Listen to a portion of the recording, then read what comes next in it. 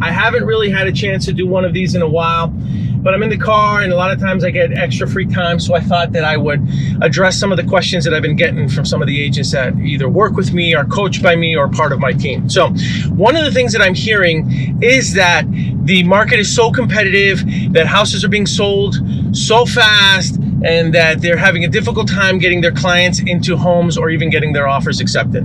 And I'm gonna say something that I've said in the past. Number one, you cannot just submit an offer to an agent on a property that your client is interested in and just cross your fingers and hope and pray that your offer is going to be accepted. All right, this is not the time for you to play coy, or for you to put on a poker face, or for you to act like you're too cool, or yet you're too proud to beg. Look, if you want your client's offer accepted, you need to call the agent. You need to let them know, look, my client wants this property. What do we got to do to make this deal work? I want to help them. I'm going to do whatever it takes to get them this property. What can we do? You call the agent, you text the agent, you email the agent, you find them on Facebook, you find them on Twitter. And some of you are going to say, well, isn't that a little too aggressive? Doesn't that go over the top? Look, you have to treat it as if you want the agent and the seller to know that you really want the property. Now, does this mean that you have to overbid everybody else and get the highest price offer? No, not necessarily, because a lot of times agents aren't dumb. They know that there's going to be some buyers that are going to offer above everybody else just to get the property in escrow, and then they're going to try to whittle it down. So it doesn't necessarily have to be the highest offer, but if you can paint the right picture, and you can build rapport with that agent, and you demonstrate to that agent that, look, I'm going to communicate with you. I'm going to be on top of this. I am aggressive. I want it. My client wants it. If you can demonstrate that you have work ethic, if you can show all of these things,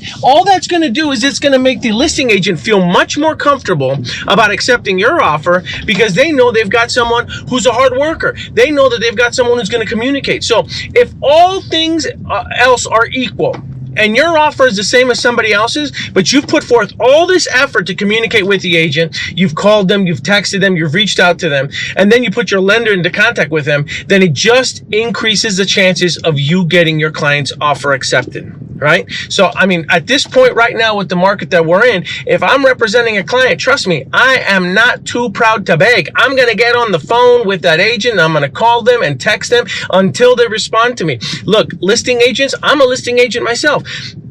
They're busy right now, and they're fielding hundreds and hundreds and hundreds of nonsense calls that are really just like, well, hey, will the seller take less? Or, well, hey, can I go show? Even though there's instructions that are clearly placed, most of the time, not always, but even though that listing agent has put instructions in the private remarks for agents, and that's another pet peeve. If the listing agent has put private remarks in there for you to read, and then you're completely disregarding them, and you're not playing by the rules, and you're not getting the peed in, and you're not sending them that copy of it, then don't expect them to stop everything they're doing to return your call.